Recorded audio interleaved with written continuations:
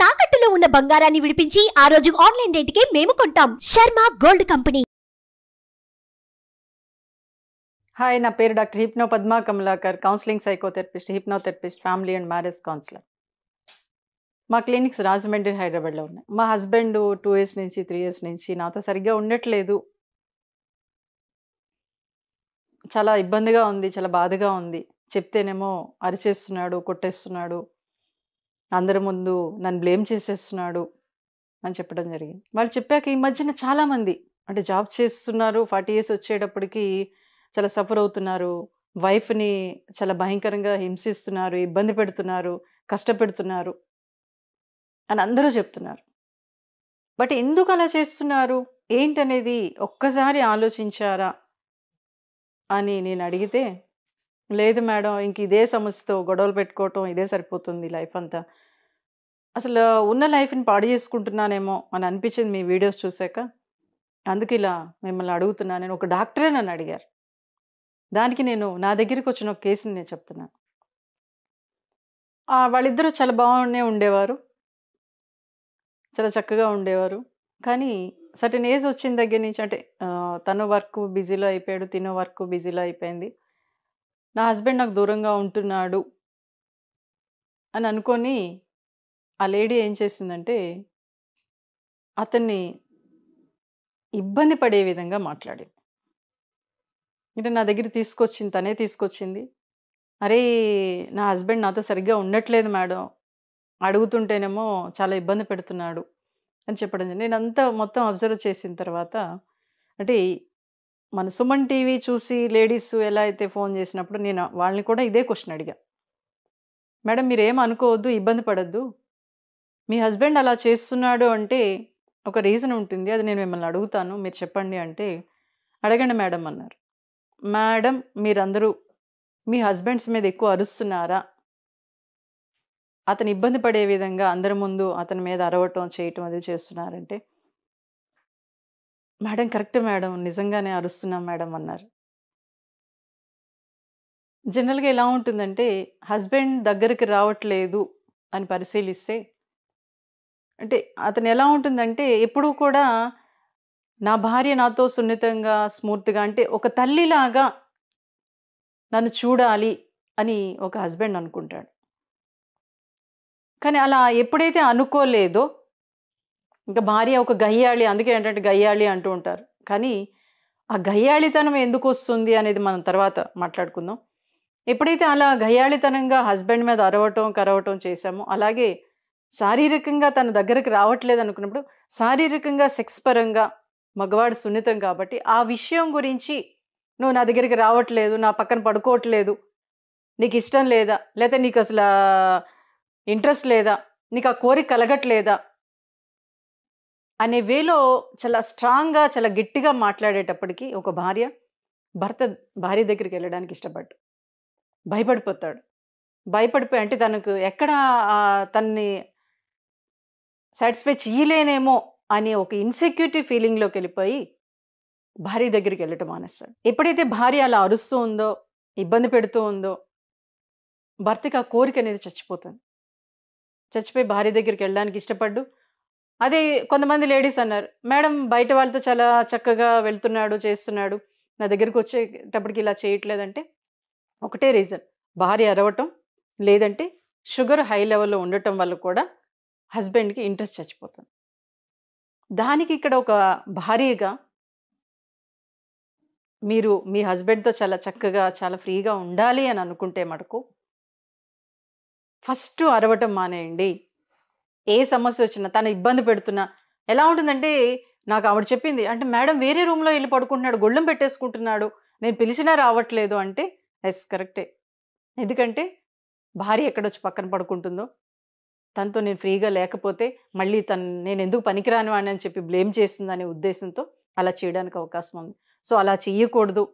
నా భర్త నాతో బాగుండాలి, ఫ్రీగా ఉండాలి అని అనుకుంటే, మీ భర్తతో మీరు ఎంత ఫ్రీగా, ఎంత కూల్గా, తను ఎక్కడికి వెళ్ళినా, ఏం చేసి ఇంటికి వచ్చినా, లేకపోతే మీరిద్దరూ బయటకు వెళ్తున్నా చాలా ప్రేమపూర్వకంగా ఫస్ట్ మాట్లాడడానికి ట్రై చేయండి. ఒక పిల్లవాడితో ఒక తల్లిగా మీరు ఎలా అయితే మాట్లాడుతున్నారో అలాగ మీ భర్తతో ఒక పిల్లవాడే అనుకోండి, ఎందుకంటే భర్త అలాగే అనుకుంటాడు, నా తల్లిలాగా నన్ను లాలనగా చూడాలి, చాలా ఆప్యాయంగా చూడాలి అని కోరుకుంటాడు. సో ఒకటి ఆ వేలో మీరు ఒక పిల్లవాడిగా ట్రీట్ చేస్తూ ఉంటే కొంతకాలానికి అతనిలో ఒక రకమైన ఫీలింగ్స్, అంటే ఒక భర్తగా అరే నా భార్య నాతో ఇంత చక్కగా ఉంటుంది, ఇంత ఫ్రీగా, ఇంత ప్రేమగా, ఇంత ఆప్యాయంగా ఉంటుంది అనే ఆలోచనతో మీతో ఫ్రీగా ఉండడానికి ట్రై చేస్తాడు. ట్రై చేయడమే కాదు, ఫ్రీగానే ఉంటాడు. అక్కడ మీరు చేయవలసింది ఏంటంటే మార్నింగ్ లేచిన దగ్గర నుంచి మీ పనులు మీరు చేసుకోండి, మిమ్మల్ని మీరు ప్రొటెక్ట్ చేసుకోండి. మిమ్మల్ని మీరు ప్రొటెక్ట్ చేసుకుంటూనే తను మీతో మాట్లాడలేదు, ఇంతకాలం దూరంగా ఉంటున్నాడు కాబట్టి చాలా ఆప్యాయంగా, చాలా చక్కగా తను బయటికి వెళ్తున్నప్పుడు చేయి పట్టుకొని జాగ్రత్తగా వెళ్ళిరండి, లేదంటే ఇవి తీసుకురండి నాకు అని చెప్పండి. ఓకే, ఈవినింగ్ వచ్చాడు, ఈవినింగ్ వచ్చినప్పుడు కాఫీ తాగుతారా, మంచినీళ్ళని, అంటే ఇక్కడ మీరు కూడా హ్యాపీగా ఉండాలి అని అనుకుంటున్నారు కాబట్టి నేను చెప్తున్నాను. ఓకే, ఇంటికి రాగానే చాలా చక్కగా వాటర్ ఇచ్చి ఒక కప్పు కాఫీ, తనకి ఇచ్చిన కాఫీయో టీ ఏదో ఒకటి ఉంటుంది కదా, అలా ఏదో ఒకటి ఇవ్వండి. తనకి కావాల్సిన బట్టలు కానివ్వండి, లేకపోతే టవల్స్ కానివ్వండి, అన్నీ కూడా చాలా నీట్గా పెట్టడం. అలాగే ఇక్కడ ఏంటంటే ఇక్కడ అరే మళ్ళీ నన్ను నేను మర్చిపోతున్నాను అనుకోవద్దు, ఎందుకంటే కొంతకాలం మాత్రమే. అలాగే తనకి ఇష్టమైన ఎన్నో ఉండొచ్చు, లేదా ఒక సినిమాలు కానీ, క్రికెట్ కానీ, అరే ఏమండి ఈరోజు క్రికెట్ వచ్చిందండి చూద్దాం రండి అని చెప్పి, అంటే తనకి ఇష్టమైనవన్నీ మీరు చెయ్యడానికి కొంతకాలం ప్రయత్నం చేయండి. ఎందుకంటే మీరు హ్యాపీగా ఉండాలనుకుంటున్నారు కాబట్టి. అలా క్రికెట్ వస్తుంది, లేకపోతే తనకి ఇష్టమైన సినిమా ఉండొచ్చు, లేకపోతే తనకి ఇష్టమైన పాటలు ఉండొచ్చు. ఏమండి ఈ పాట బాగుంది కదా, చక్కగా రండి విందాం అని చెప్పేసి. అలాగే అవసరమైతే మీరిద్దరూ కలిసి వాకింగ్కి వెళ్ళండి, కలిసి యోగా చేయండి. అతనికి ఇష్టము ఉన్నవి ఏదైతే ఉన్నాయో అవి మెల్లమెల్లగా బయటికి తీయండి. అలాగే మీరు చేయాల్సిన ఇంకో పని ఉందండి. తనకి ఇష్టమైన చిన్నప్పుడు ఎన్నో మర్చిపోయి ఉండొచ్చు, వాళ్ళ మదర్ని కానీ, వాళ్ళ సిస్టర్ని కానీ, వాళ్ళ బ్రదర్ని కానీ, లేదా వాళ్ళ ఫాదర్ని కానీ. ఏమంటే మీ అబ్బాయికి ఏమి ఇష్టం, లేకపోతే మీ తమ్ముడికి ఏమి ఇష్టం, లేకపోతే మీ అన్నయ్యకి ఏమి ఇష్టం, వాళ్ళని అడగండి. అరే వాళ్ళతో సమస్యలు ఉన్నా లేకపోయినా ఇక్కడ మీ హ్యాపీ అనేది మీకు అవసరం. సో కాబట్టి మీ వాళ్ళని, వాళ్ళు కూడా మీ వాళ్ళేనండి.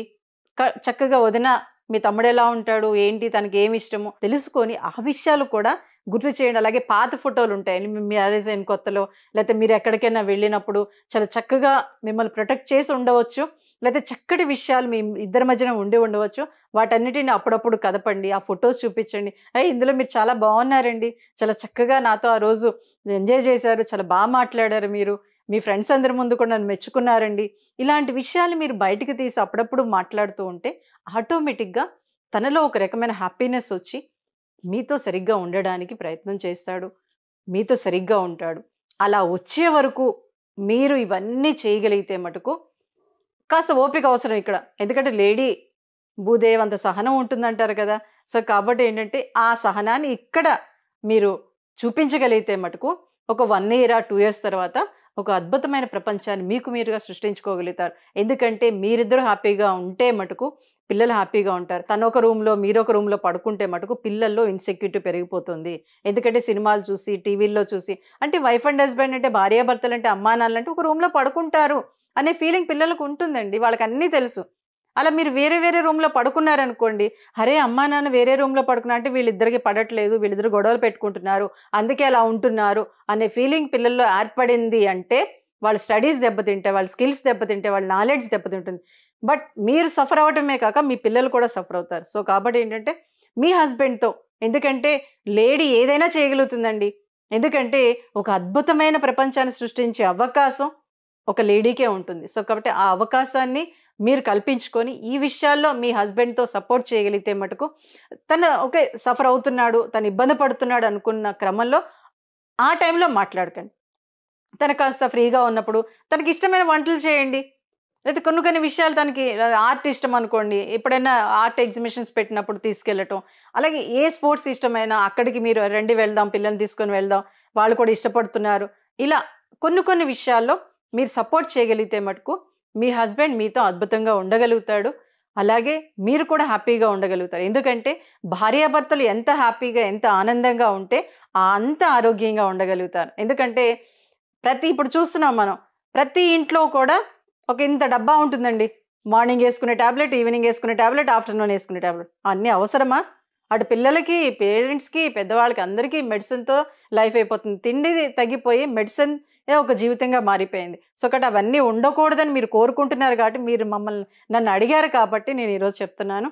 కాబట్టి ఇలా ఉండకుండా మీరు కూడా ఉండాలనుకుంటున్నారు కాబట్టి చాలా చక్కగా, చాలా హ్యాపీగా మీ హస్బెండ్తో ఫ్రీగా డిస్కస్ చేయండి.